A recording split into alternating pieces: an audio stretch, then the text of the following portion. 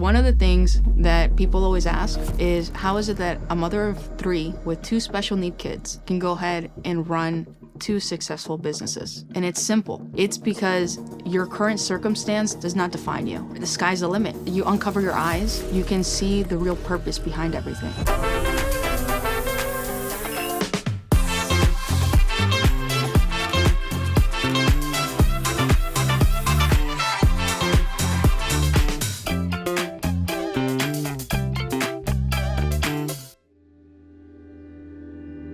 Hi, welcome back to GlowTalks Studio. Today, I am meeting with a woman who truly embodies resilience at its core. Vikki Diaz, owner and founder of House of Trades. You are revolutionizing the market for contractors in the DMV. I can't wait to discuss some of that. But more importantly, mom, wife, and mother of 3 kids, and 2 of which are special needs. Like, you really are, taking the bull by its horns. And we all are very curious and want to know how you really do it all. Thank you so much for being here and for sharing your story with us here at GlowTalks. Yeah, thank you. It's a lot to, like you said, take the bull by its horns. But at the end of the day, when you have a system and you have God in the middle, anything is possible. Yeah, I think I know you're a very faith-driven woman and household. So let's talk a little bit more about that. Like, I know also part of your story is kind of starting from like this gritty zone of like having to do the hard work and like put in whatever muscle into it. It wasn't like you started off in the marketing aspect of Correct. Contractor work. Let's talk a little bit about that. I know you've been married for 12 years, and your husband also owns a successful contracting company, painting. Correct. Is that kind of how you started in this industry and in this business? Yeah, we actually started Leo's DMV Painting. We started with my husband. At first, I was just admin, so I wasn't really upfront. It was more just, sending the invoices, talking to the client, things like that. He would go out. But then there was a moment where basically he was in an accident, and I had to step into his role. Wow. And we were low on staff because there was work that basically had stopped. I had to pick up the paintbrush and roller and start painting houses along my husband. Wow. So how long were you more active on that side of it, like on that physical side of the So it business? was about 3 years. Okay. That we were actively painting together. And basically through social media, we grew our clientele as well, because we would post videos of us working together, actually painting the houses and things like that. And people were interested on seeing, the husband and wife team come to the house and paint. Yeah, it was really nice. Yeah, hopefully you guys continued to work well together. Yes, we continue to work together. In and outside of the home. Yes. I can imagine that's a lot, right? To be like professionally working with your spouse and then having to like work together as a team at home. Yeah, it can get like in the middle, kind of like that borderline kind of gets blurry. Okay. But we knew that when we were in someone's home, he was technically the boss. Yeah. So I would, respect that. And when it was at home, it was more like I give the orders. Okay. All right. Well, that's a good balance. Yeah. I think that's a good respectable balance. So let's go back to that time. Now, you had been working your paint business with your husband. Did you guys have kids at that time? Yeah, so we actually opened up our painting business because of our oldest son. Okay. So Brandon was born with hydrocephalus. Okay. So that's basically water in the brain. Yep. And basically that gave him a huge disability to the point that he wasn't really able, up to a point, he's not able to really move or do things. So we're basically the ones doing everything for him. So he's wheelchair. Yeah, primarily, he's wheelchair bound. Okay. Yeah. So because of him, I tried, doing the traditional route, the 9 to 5 type of job. Because of how demanding his schedule was with therapy, with doctor's appointments, in and out of hospital, it was impossible. Are you constantly monitoring when it comes to hydrocephalus? Like, is it kind of like a balance that it has to stay as far as the fluid in the brain? I don't know how that works. So the solution that they gave him when he was born, they did a surgery, like a brain surgery for him. And he basically has a shunt So the shunt is a little device that's inside the brain that moves the water. So it's not trapped. It actually flows down to like the abdomen area. Okay. And there are kind of cues that we have to look for. We just have to be more attentive of how his like baseline is and how his personality is. Yeah. Because if we see one little switch or something goes Red flag. off, then definitely we can basically end or lose our kid at the end of the day. So, I mean, I guess all the more reason why you had, to find something that was flexible and you could still be there to be around him, like to monitor him and look for all those signs. Yeah. Okay, well, that sounds overwhelming. I'm not going to lie. That sounds really, really hard. So, and now he's how old? He's about to be 12 this year. Wow. So, you should be just very proud of yourself and your husband, too. Yeah, thank you. I know that's really hard. Well, and I understand you have a second special needs child, too. Correct. So Israel has the same diagnosis. Oh, my gosh. So apparently it's like a genetic mutation that happens with only boys because between them, we have a daughter. Yeah. So she's like normal. She doesn't have any. She doesn't have any diagnosis. But our youngest has the same.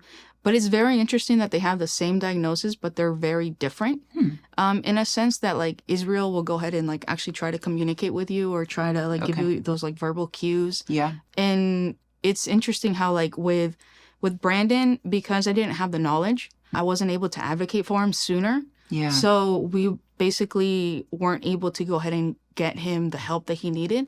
But because it's not our first rodeo, it's our second one with Israel, we were able to get him into therapy a lot sooner. And due to that, we're able to actually see more outcomes from him versus Brandon. I guess because he's younger, so you can intervene, he's younger. Yeah, because sooner. Like Brandon started therapy when he was like about 4 years old. Israel started when he was like a month. Okay. So it's a big difference. Yeah. Wow. Yeah. Well, and I'm sure, look, knowledge is power. Yeah, exactly. Right? So you're literally just now carrying around a sword that God gave you. And here's to show, like, advocating for your kids. And just because it was one way doesn't mean it always has to be that way or that it's always going to be that way. So how was it going through all of that? And, like, what's your faith look like and your prayer practice? And, like, I don't know. I just feel like I've been through a lot as well, or where just... I'm like, God, really? Like, is this really what is happening right now? So I don't know. I know faith really kept me going. So it definitely keeps you grounded. Because the version that I was when I had Brandon when I was 19. Okay. So I was a lot a younger. Young mom. Yeah. So I was young. I didn't really I had basically envisioned this life that I wanted, but I didn't get what I want. So, but then I went through like the whole kind of like grieving process. I was like, kind of like, okay, God, like, why didn't I get what I prayed for? Yeah. Why didn't this miracle happen when I wanted it to happen? Yeah. But throughout Brandon's process, I learned that basically there was a reason for everything because the resilience Vikki back then was like, let's say the immature version. There was a lot of things that I had to learn along the way. But now the new version Vikki, it's like, I'm not going to take whatever the doctor tells me. Yeah. I'm like that type of person that even with Israel, they had given me these like wild diagnoses that he had like a hole in his heart. There was like some type of hole in his like nostril area. And then I told him just like, go check again. I don't think so. Okay. Like it's very different because that 19 version wouldn't have actually said anything. I'll be like, okay, I'll take whatever you give me. Yeah, but because you've been through it and through, I think also like the medical system, unfortunately, these days are, it's just, it's tough, right? Like you definitely want to get more than one or two opinions, professional opinions. So yeah, I can totally see where going through it the first time, as difficult, I'm sure, as it was, or that you just didn't know, the second time, now you're more equipped. Yeah. And to advocate for your kids. Exactly. Yeah. Has that changed you in any way outside of just like caring for your kids' medical challenges? It's helped in the sense of like the way I run business because with Brandon's health, I had to like really be organized and all that stuff. So I'm sure I'll also have very strong boundaries. Strong boundaries and everything. So it's the same thing with the business. So there's like strong boundaries where like by a certain amount of like certain time, clients don't they can't get a hold of us. It's not like there's other people that are like 24/7. They can get a hold of them, and then there's not much of that respect within the client to business relationship.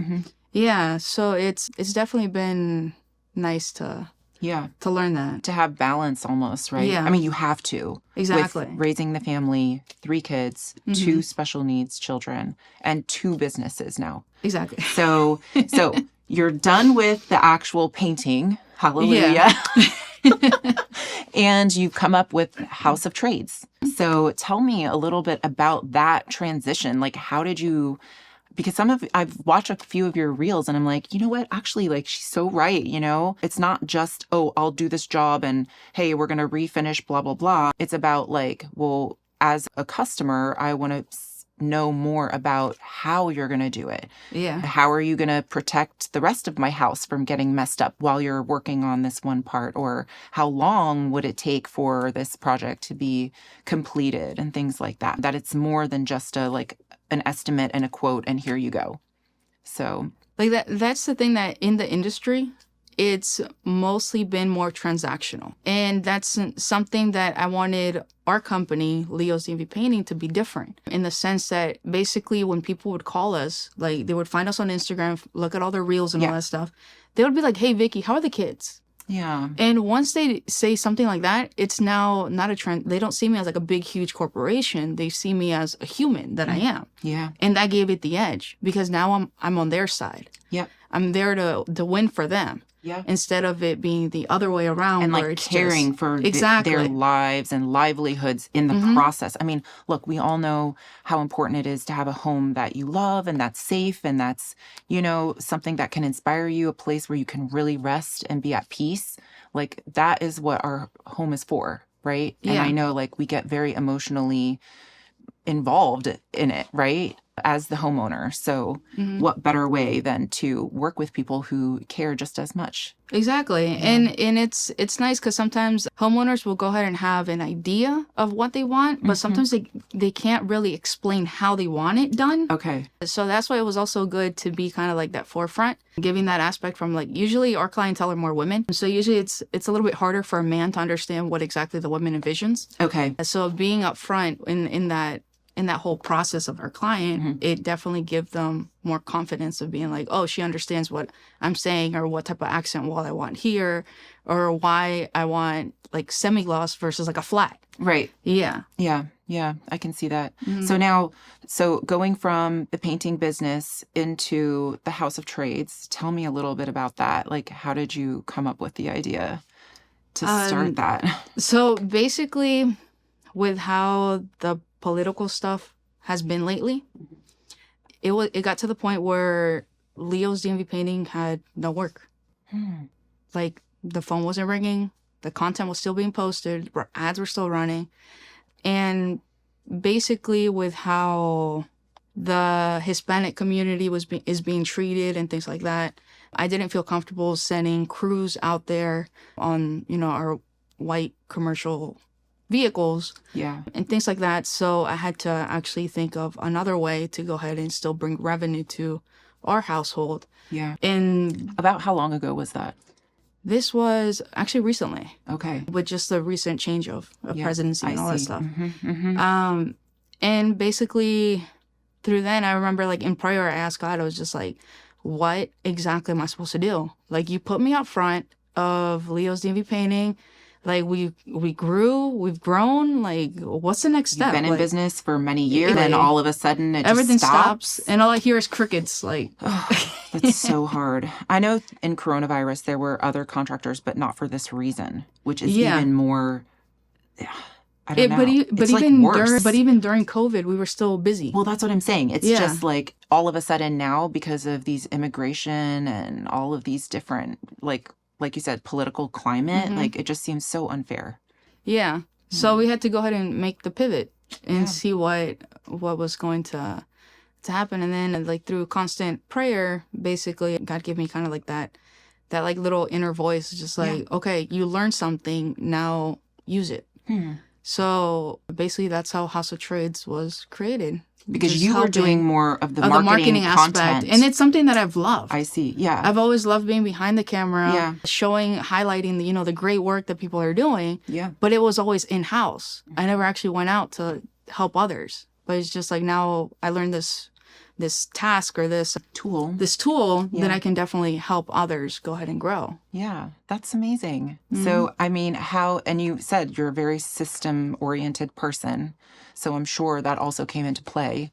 Like, what kind of ways were you able to reach out to other contractors to, gain their interest in your services? So basically what I would do is just for them to go ahead and actually, gain their trust at the end of the day. Because it's just like a random person just reaching out, be like, hey, I'll do a free video for you. Oh, okay. It's like, look at the work. If you like the work, we'll go ahead and show you exactly how you can implement the same video and get results. And that's how basically many doors have been opened. Yeah, that's incredible. I love that idea. And sometimes it takes us to be quiet, right? And listen to what God's trying to say. Yeah. And the inner voice, like, tell me about that. Like, how do you know that that's your higher self and like your Holy Spirit talking inside of you versus like stuff from the outside? It's a consistent thought that just keeps coming to your head. Okay. Like it just won't go away. And even if you try to like ignore it and just like, I don't want to listen to it, it still comes back.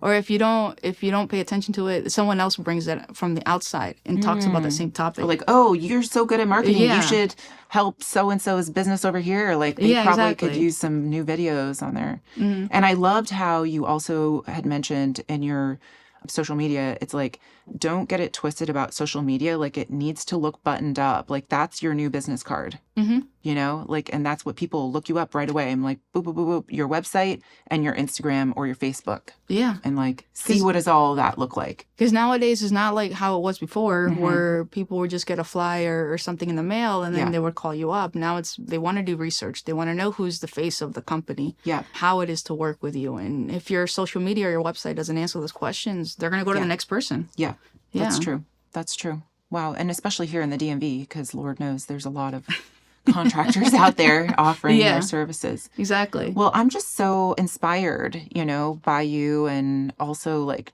just all this transitions and having to, like you say, pivot and reinvent yourself. I've had to do it several times myself and it feels really messy. Yeah. It feels really, really messy.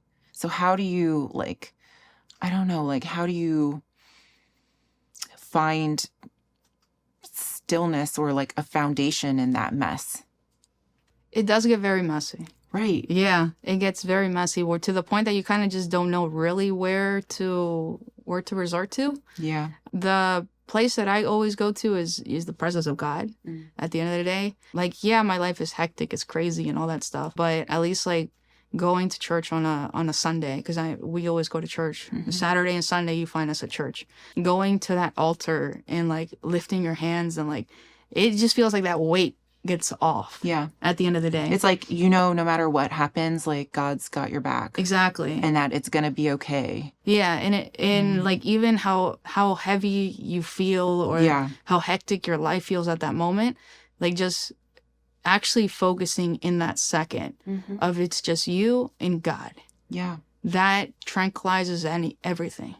How do you get to that place? Like, do you prefer to be in your bed or in the bathroom or the shower? Some people do a lot of that, like in the car or when they're alone. Like, what's most effective for you? For me, it's in the car when I'm driving. Okay.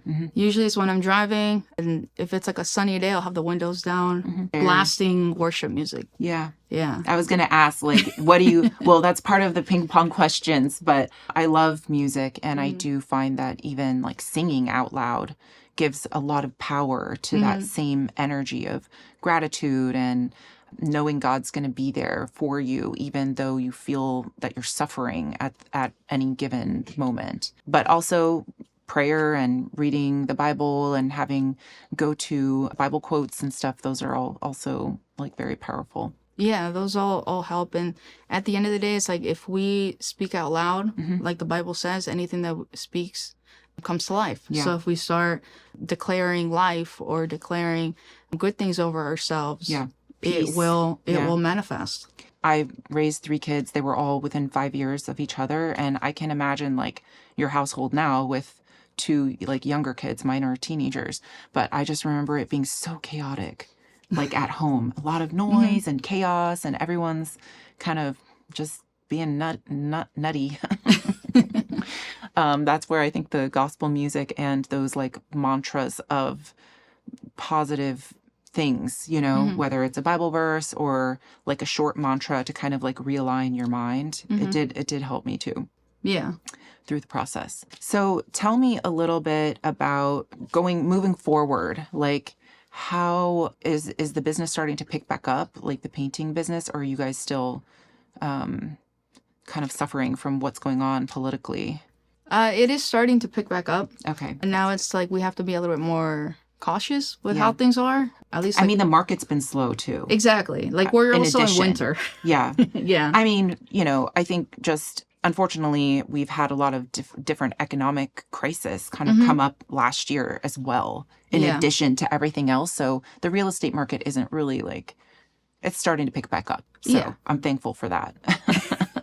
But I can imagine that's part of like where you fit in, right? Of people who are wanting to list their home and refresh, paint, or, you know, just button things up, make things look pretty again. Yeah, exactly. Or like the people that just bought a house and they want to go ahead and add that personal touch to it. Yeah. We're also within that range as well. Okay. Kind of coming into your future with both the paint business and with the contracting marketing business. I'm curious, like how do you see yourself, you know, as a mom, and like what message you're trying to show your kids over time? Like if there was something that you could leave for them in a legacy type way, what would it be? What do you want your kids to remember you for? Basically that you can't pour from an empty cup is the first one. That one, as a special needs mom, basically we're always giving.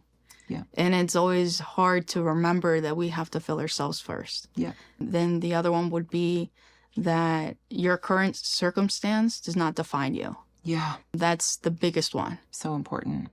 Well, and like you said, you know, you've been able to, at home and with the kids and being an advocate for their health, see changes in your youngest that weren't possible with the older son. So I think that's incredible and really speaks to like your integrity and just willingness to keep going despite the circumstances.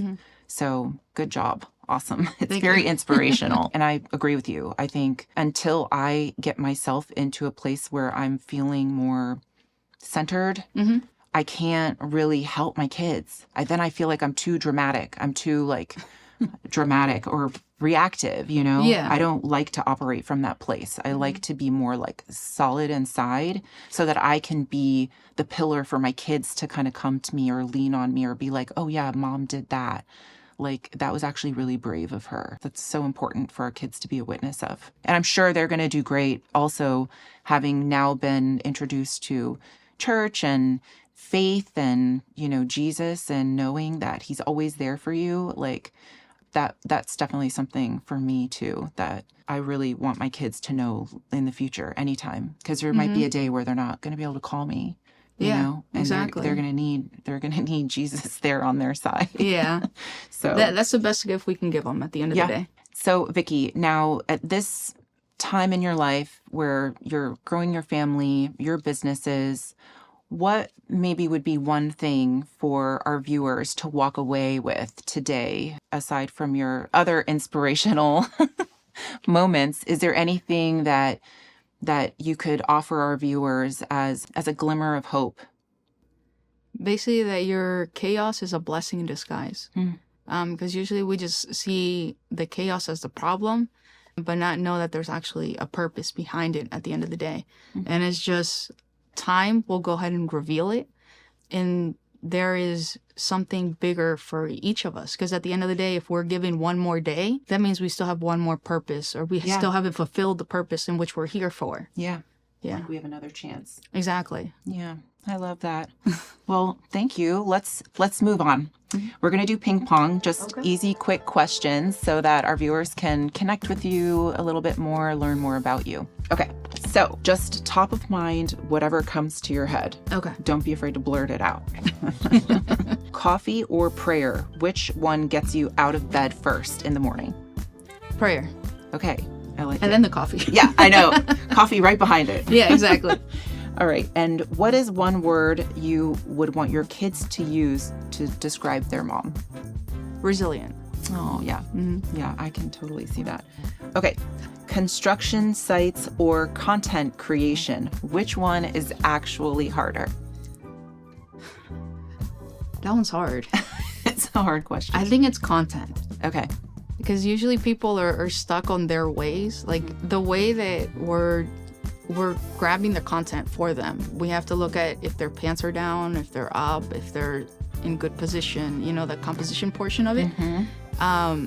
Some people don't like being told how to stand or how they're doing or things like that. Yeah. Yeah. Well, especially if they're not used to being behind the camera. Yeah. Yeah. Okay. But it's all for their good being. Like it's not like we're doing something You're wrong. Like, we're trying to help. Okay. Fair. I like that. I like that. All right. So when you're feeling overwhelmed, what is your go-to worship song or Bible verse? We were talking about the songs earlier. The songs would be Waymaker. Waymaker. Yeah. Okay. I like that. Mm-hmm. That's Zach Williams. Yeah. Okay. Mm-hmm. I like it. I really like his whole album, by the way. I put that on blast in yeah, my car there you too. Last question. Well, it's not really a question, but complete this sentence. A woman with a vision and a prayer is... Unstoppable. Yes. Awesome. I love that. Thank you so much for being here, Vikki. Thank you for letting me be here. So tell our viewers, share with the viewers and the listeners, where can they find you online to learn more?